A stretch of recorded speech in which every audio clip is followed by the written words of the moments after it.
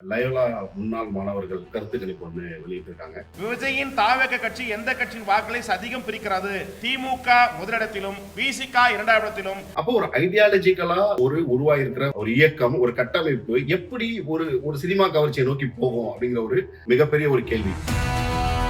பிற்படுத்தப்பட்ட மக்களுக்கும் மிகவும் பிற்படுத்த மக்களுக்கான பிரச்சனைகள் நடக்கும் பொழுது அவர்கள் அணுகக்கூடிய இடத்துல இருக்கிற இயக்கமா கடந்த 35 ஆண்டுகளா விடுதலை சிறுத்தைகள் இந்த களத்துல நிக்கிறாங்க.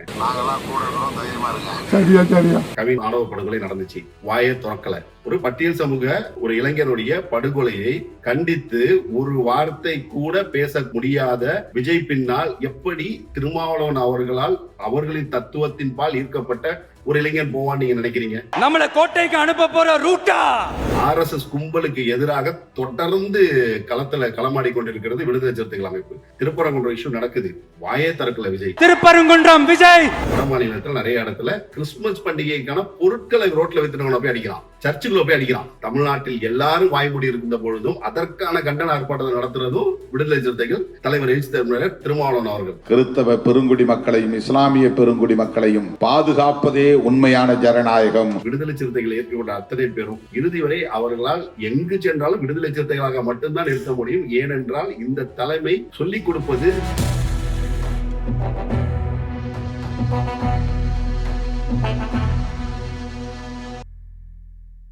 சமீபத்துல லயோலா முன்னாள் மாணவர்கள் கருத்து கணிப்பு ஒன்று வெளியிட்டிருக்காங்க. தமிழக வெற்றி கழகம் TVK அந்த கட்சியுடைய இன்ஃபுளுன்ஸை பத்தி அதுல டிஸ்கஸ் பண்ணிருக்காங்க. அதுல ஒரு பாயிண்ட் சொல்றாங்க என்னன்னா, பெருமளவு திமுக ஓட்டையும் விசிக ஓட்டையும் TVK வாங்குது அப்படின்னு சொல்லியிருக்காங்க. விஜயின் தாவக கட்சி எந்த கட்சியின் வாக்களை அதிகம் பிரிக்கிறது? முதல் 5 இடத்தை பிரிக்கும் கட்சி என்று பார்க்கிற போது திமுக முதலிடத்திலும், விசிக இரண்டாம் இடத்திலும், அதிமுக 3ஆம் இடத்திலும், பாஜக பாமக 4ஆம் இடத்திலும், நாத்தாக்க 5ஆம் இடம். அந்த கருத்து கணிப்பு நடத்தவங்களுக்கு ஒரு நன்றி சொல்லணும். ஏன்னா எப்போதுமே ஒரு சர்வே எல்லாம் போட்டீங்கன்னு வச்சுக்கோங்களேன், 0.0000 போட்டு கடைசியில் ஏதாவது ஒரு நம்பர் ஒன்று போடுவாங்க. அதை தாண்டி விடுதலை சிறுத்தைகளுடைய உறுதிப்படுத்தப்பட்ட ஒரு வாக்கு வங்கியை அங்கீகரிச்சதுக்கு முதல்ல ஒரு நன்றி சொல்லிட்டு சொல்லுவோம். அடுத்தது அவங்க சொன்ன அந்த பாயிண்ட், TVK பக்கம் விசிக வாக்கு வங்கிகள் போகும் அப்படின்றாங்க. முதல்ல இதை அடிப்படையா புரிஞ்சுக்கிற ஒரு விஷயம் என்னன்னா, ஒரு கட்சிக்கான அடிப்படை வாக்கு வங்கிங்கிறது எதன் அடிப்படையில் உருவாகுது அப்படிங்கிறத நம்ம புரிஞ்சுக்கணும். குறிப்பா விடுதலை சிறுத்தைகளை எடுத்துக்கிட்டோம்னா முழுக்க ஒரு ஐடியாலஜி சார்ந்த ஒரு இயக்கமா இதை கட்டி எழுப்பிட்டு இருக்காரு தலைவர் எழுச்சி தமிழர் திருமாவளவன் அவர்கள். விசிகேவை ஃபாலோ பண்ற அவங்களோட ஃபாலோவர்ஸா இருக்கிறவங்க, கோர் ஓட்டர்ஸா இருக்கிறவங்க எப்படி இருப்பாங்கன்னா, பெரியாரிய அம்பேத்கரிய அந்த தத்துவங்களை படித்தவர்களாக இருப்பார்கள். அப்போ அவங்கள்ட்ட ஒரு தெளிவான ஒரு அரசியல் பார்வை இருக்கும். இந்த பக்கம் அப்படி ஷிஃப்ட் ஆகி வந்தீங்கன்னா TVK இப்பதான் எமர்ஜ் ஆகி வராங்க. இப்பதான் அவங்க கட்சி அனௌன்ஸ் பண்ணிருக்காங்க.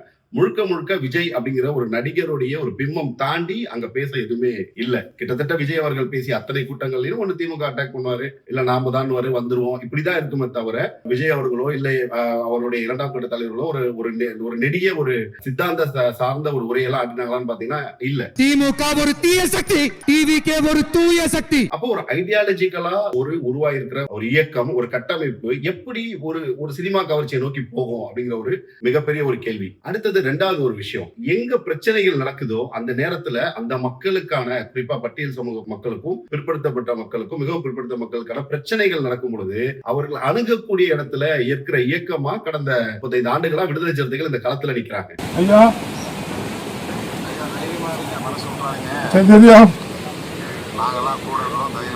சரியா சரியா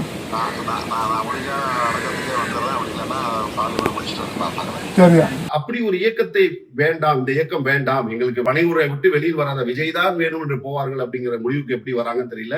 எங்கெங்கு குடிசைகள் கொளுத்தப்பட்ட போதோ, சேரிகள் மீது தாக்குதல் நடத்தப்பட்ட போதோ, இல்ல ஒடுக்கப்பட்ட விளிம்பு நிலை மக்களுக்கான பிரச்சனைகள் வரும்போது அங்க போராட்ட காலத்தில் நிற்கிறாங்க. ஒரு SP ஆஃபீஸ் போகணுமா, ஒரு கலெக்டர் போகணுமா, ஒரு மனு கொடுக்கணுமா, அந்த இடத்துல நிக்கிறது விடுதலை சிறுத்தைகள். இன்னும் சொல்ல போனால் விடுதலை சிறுத்தைகளுடைய தலைவர் திருமாவளவன் அவர்கள் எல்லா மக்களாலும் அணுகக்கூடிய ஒரு இடத்துல இருந்து அவருடைய பிரச்சனையை கேட்ட இடத்துல ஒரு இருக்காரு. அந்த இடத்துல இருந்து இந்த பக்கம் பனையூரோட காம்பவுண்டை விட்டு அவர் வெளியில வந்தாலே பிரச்சனை ஆயிடும்ன்ற சூழல்ல இருக்கிற ஒரு தலைவர். சோ இந்த பிரச்சனையும் ரூல்ட் அவுட். அடுத்தது திரும்ப சொல்ற மாதிரி தான் ஒரு அரசியல் படுத்தப்பட்ட ஒரு கூட்டமாக விடுதலை சிறுத்தைகளை இன்றைக்கு தமிழ்நாட்டில் எழுச்சி தமிழர் அவர்கள் உருவாக்கி வச்சிருக்காரு. சமீபத்தில் நடந்த மாநாடு கிட்டத்தட்ட 10 லட்சத்துக்கு மேற்பட்டவர்களை ஒரு இடத்தில் திரட்டி எந்த ஒரு சிறு அசம்பாவிதமும் நடக்காமல் கிட்டத்தட்ட 4-5 மணி நேரம் தத்துவ வகுப்பெடுத்து அத்தனை பேரும் வீட்டிற்கு சென்று பத்திரமாக சேருவது வரைக்கும் உறுதிப்படுத்தப்பட்ட கட்டுப்பாடான தத்துவமிக்க ஒரு கூட்டத்தை உருவாக்கி வச்சிருக்காரு. இத சினிமா ஃபேம் இல்ல ஒரு பர்சனாலிட்டி ஃபேம் வந்து எடுத்துட்டு போயிடும் அப்படின்னு சொல்றது வந்து எந்த வகையில இது வரும்னு தெரியல. ஒரு வாரத்துக்கு வேணாலும் எடுத்துக்கலாமே, ஓகே விடுதலை சிறுத்தைகளுடைய வாக்கு வங்கியை தமிழக வெற்றி கழகம் எடுத்துக்கொள்கிறது அப்படின்னு போம். விடுதலை சிறுத்தைகளை பேசிட்டு இருக்கிற ஒரு திருமாவளவன் அவர்களுடைய தலைமை ஏற்றுக்கிட்ட ஒரு பையன் இருக்கான். அந்த பையன் வந்து இல்ல எனக்கு வேண்டாம் டிவிக்கு போகணும்னு நினைச்சிருக்கான்னு கூட வச்சுப்போம். கட்சி ஆரம்பிச்சார் விஜய், நம்ம போனோம்னு. கவின் ஆணவ படுகொலை நடந்துச்சு, வாயே திறக்கல. ஒரு பட்டியல் சமூக ஒரு இளைஞனுடைய படுகொலையை கண்டித்து ஒரு வார்த்தை கூட பேச முடியாத விஜய் பின்னால் எப்படி திருமாவளவன் அவர்களால் அவர்களின் தத்துவத்தின் பால் ஈர்க்கப்பட்ட ஒரு இளைஞன் போவான்னு நீங்க நினைக்கிறீங்க? கடந்த 10-15 ஆண்டுகளாக இந்துத்துவத்துக்கு எதிராக, குறிப்பா இந்துத்துவத்தை பேரால் இங்க தீவிரவாத செயல்களை ஈடுபட நினைக்கும் RSS கும்பலுக்கு எதிராக தொடர்ந்து களமாடி கொண்டிருக்கிறது விடுதலை சிறுத்தைகள் அமைப்பு. திருப்பரங்குன்றம் இஷ்யூ நடக்குது, வாயே திறக்கல விஜய்.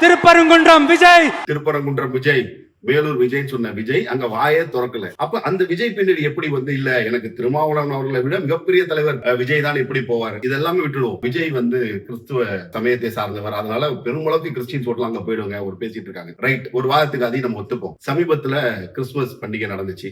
வட மாநிலத்தில் நிறைய இடத்துல கிறிஸ்துமஸ் பண்டிகைக்கான பொருட்களை ரோட்ல வித்துனவன போய் அடிக்கிறான், சர்ச்சுக்குள்ள போய் அடிக்கிறான்.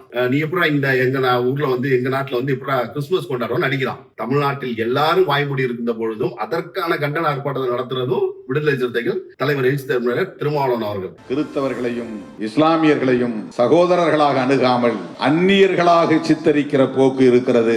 வேறு நாட்டவர்களை நடத்துவது போல் நடத்துகிற போக்கு இருக்கிறது. அவர்களுக்கு எதிரான வெறுப்பு திட்டமிட்டு உமிழப்படுகிறது.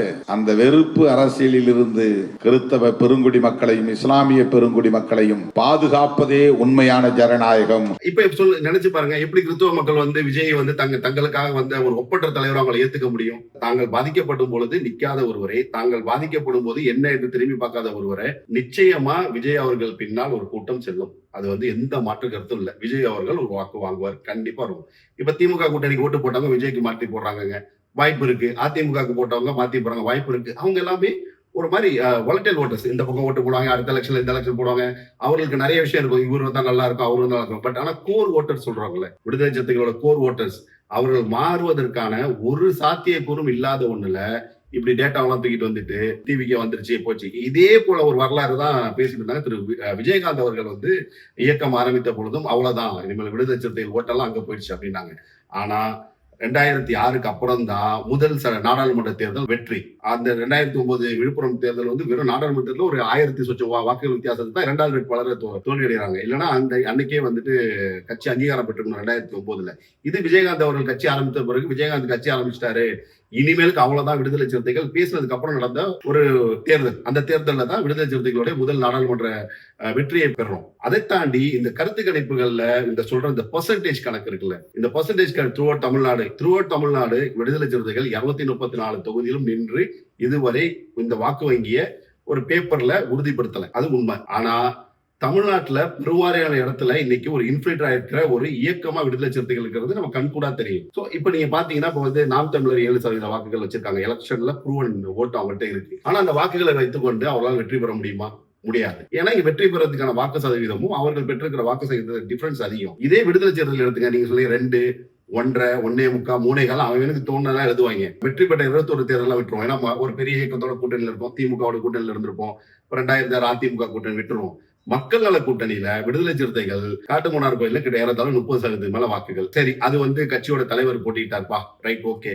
பக்கத்து தொகுதி பொது தொகுதி புவனகிரி பொது தொகுதியில விடுதலை சிறுத்தைகள் மக்கள் நல கூட்டணியில கிட்டத்தட்ட 18-19% வாக்குகள் வாங்கியிருக்கும். இதுதான் விடுதலை சிறுத்தைகளோட எலக்ட்ரல் ரெக்கார்ட்ஸ். அதை தாண்டி இன்னைக்கு விடுதலை சிறுத்தைகளோட வாக்கு வங்கின்னு சொல்லிட்டு இன்னைக்கு இருக்கிற எல்லா புதுசா வர இந்த தேர்தல் கணிப்பாளர்கள் எல்லாம் இருக்காங்கல்ல, அவங்க எல்லாருமே என்னன்னா வெறும் பட்டியல் சமூக வாக்குகள் அப்படின்னு எடுத்துறாங்க. இன்றைக்கு தமிழ்நாட்டுல திருப்பரங்குன்றத்தை நாங்க அயோத்தியா மாத்துவோம், நாங்க இருக்கோம், முடிஞ்சா மாத்தி படுறோம் அப்படின்னு நிக்கிற இடத்துல நிக்கிறது விடுதலை சிறுத்தைகள். அப்ப இன்னைக்கு பெருமளவுக்கு இஸ்லாமியர்களுடைய நன்மதிப்பை பெறாரு. இன்னைக்கு கிறிஸ்துவர் மீதான மாநிலத்துக்கு வெளியில் நடந்த ஒரு சம்பவம் தான் தமிழ்நாட்டுக்குள்ள அந்த எண்ணத்தோட உள்ள வந்துடாதீங்கடா அப்படின்னு பேசுறதுக்கு ஒரு தலைமையா நிக்கிறாரு. அப்ப அவர்களுடைய நல்லெண்ணம், அவர்களுடைய எண்ணங்களே இன்னைக்கு வெற்றி கொள்றாரு. அப்ப விடுதலை சிறுத்தைகள் வாக்கு வங்கிங்கிறது இன்னைக்கு பட்டியல் சமூகம்ங்கிறத தாண்டி மிக பிற்படுத்தப்பட்ட இஸ்லாமியர்கள், கிறிஸ்தவர்கள் இவர்களை உள்ளடக்கிய ஒரு இன்க்ளூசிவ் பாலிடிக்ஸா கிட்டத்தட்ட அந்த இடத்துக்குள்ள வந்திருக்காரு. சமீபத்தில் கட்சிக்கு 234 மாவட்ட செயலாளர்கள் போட்டும்போது அதுல பெரும்பான்மையான மாவட்ட செயலாளர்கள் தலித் அல்லாத மாவட்ட செயலாளர்கள். அப்ப நீங்க இப்ப எல்லா தேர்தல் கணிப்பாளர்களுக்கும் என்ன ஒரு வசதின்னு வச்சுக்கோங்களேன், இவங்க ஜோசியக்காரங்க மாதிரி தான். ஜோசியம் பழிச்சாலும் ஏன் பழிச்சுன்னு கேட்க போறது இல்ல, பழிக்காட்டி ஏன் போய் கழிக்க கேட்க போறது இல்ல.